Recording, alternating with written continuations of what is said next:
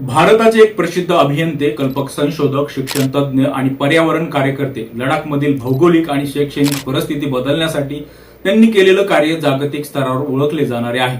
Ramon Maxus पुरस्कार मिळवणारे तसेच 3 इडियट चित्रपट ज्यांच्या व्यक्तिमत्वाने प्रेरित असल्याचं मानले जाते असे सोमन वांगचुक गेल्या 18 दिवसापासून नीट पेपर फुटीची जबाबदारी स्वीकारून केंद्रीय शिक्षण मंत्र्याच्या राजीनाम्याची मागणी करत ते दिल्लीच्या जंतर मंतरवरती अनिश्चितकालीन उपोषणाला बसलेले आहेत. जर उपोषण सुरू राहिले तर 2 दिवसात वांगचुक यांच्या जीवाला धोका निर्माण होऊ शकतो. एवढ्या मोठ्या व्यक्तिमत्वाच्या उपोषणाकडे सरकार दुर्लक्ष का करते, लक्ष का देत नाही, असे अनेक प्रश्न आपल्याला या निमित्ताने पडलेले आहेत. हे अनेक प्रश्न आपण सविस्तर या व्हिडिओच्या माध्यमातून जाणून घेणार आहोत. नीट परीक्षेतील गैरप्रकारासाठी शिक्षण मंत्री धर्मेंद्र प्रधान यांच्या राजीनाम्याच्या मागणीसाठी सामाजिक कार्यकर्ते सोनम वांगचुक यांचे उपोषण बुधवारी 18व्या दिवशी सुरूच राहिले. त्यांचे वजन 8.9 किलोने कमी होऊन 57.15 किलो राहिले आहे. कॉक्रोच जनता पार्टीच्या सीजेपीच्या मते त्यांची प्रकृती नाजूक आहे. दिल्ली उच्च न्यायालयामध्ये दाखल जनहित याचिकेत म्हटले आहे की जर उपोषण सुरूच राहिले तर 2 दिवसात वांगचुक यांच्या जीवाला धोका निर्माण होऊ शकतो. त्यामुळे वांगचुक यांना रुग्णालयात दाखल करण्याचे आणि गरज पडल्यास जबरदस्तीने द्रव आहार देण्याचे निर्देश देण्यात यावेत. मुख्य न्यायमूर्ती डी.के. उपाध्याय यांच्या खंडपीठात यावर गुरुवारी सुनावणी होणार असल्याचं सांगण्यात आलं होतं.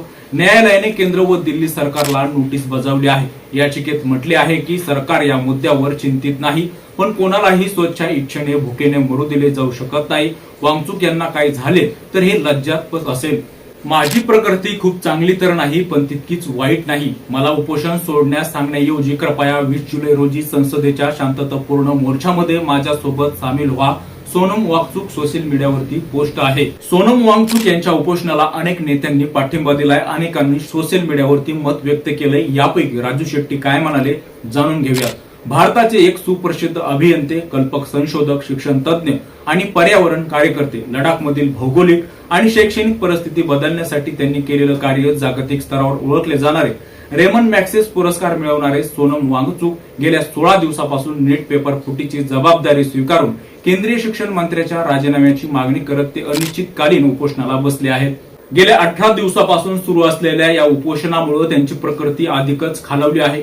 देशाचं दुर्दैव म्हणजे इतक्या मोठ्या रेमन मॅक्सेस पुरस्कार व्यक्तीच्या या उपोषणाकडे केंद्र सरकारमधील एकाही मंत्र्यानं डुकूनही पाहिलं नाही किंवा उपोषणस्थळी भेट देऊन प्रश्न समजून घेण्याचे औदार्य दाखवले नाही.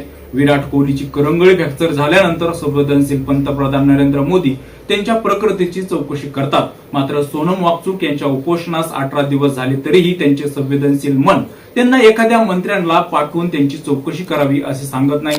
लोकशाहीमध्ये एखाद्या गंभीर चुकीच्या विषयावरती जन आंदोलन उभे राहून त्या गोष्टीकडे सरकारचे लक्ष वेधल्यानंतर त्यावरती तातडीने निर्णय होणे अपेक्षित असते.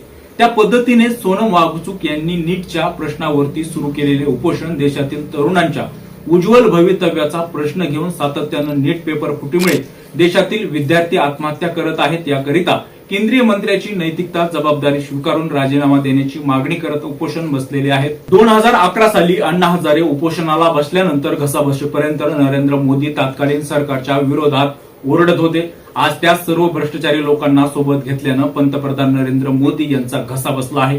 त्यावेळी 4थ्या दिवसापासूनच सत्तेतील तत्कालीन मंत्री, सुजाण प्रशासक स्वर्गीय विलासराव देशमुख आंदोलनास्थळी चौकशी करून वारंवार परिस्थितीची पाहणी करत होते.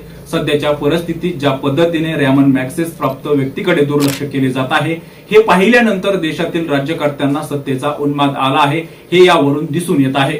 त्यावेळेच्या विरोधी पक्षनेते अरुण जेटली व सुषमा स्वराज यांनी सरकारला धारेवर धरत होते.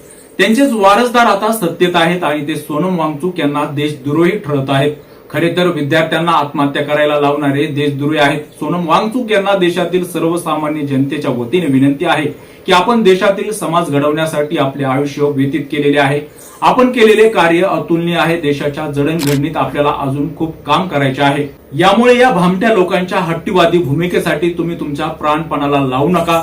देशाला तुमची गरज आहे, देशवासियांसाठी, म्हणून तुम्ही तुमचे उपोषण संपवावे ही विनंती, असे मत राजू शेट्टी यांनी सोशल मीडियावरती व्यक्त केले. दिल्लीच्या जंतर मंतरवरती सीजेपीचे आंदोलन 26 दिवसापासून सुरू आहे. सीजेपीचे संस्थापक अभिजित दिपके यांनी एक्स वरती लिहिले की विद्यार्थ्यांसाठी जीवपणाला लावणाऱ्या वांगचुक यांना सरकारकडून केवळ शांतता मिळाली, जबाबदारीपासून पळणाऱ्या सरकारचा दृष्टिकोन क्रूर आहे. असे मत दिपके यांनी व्यक्त केले. सोनम वांगचुक यांच्याबद्दल आणि सरकारच्या भूमिकेबद्दल आपल्याला काय वाटतंय कमेंट मध्ये नक्की व्यक्त व्हा.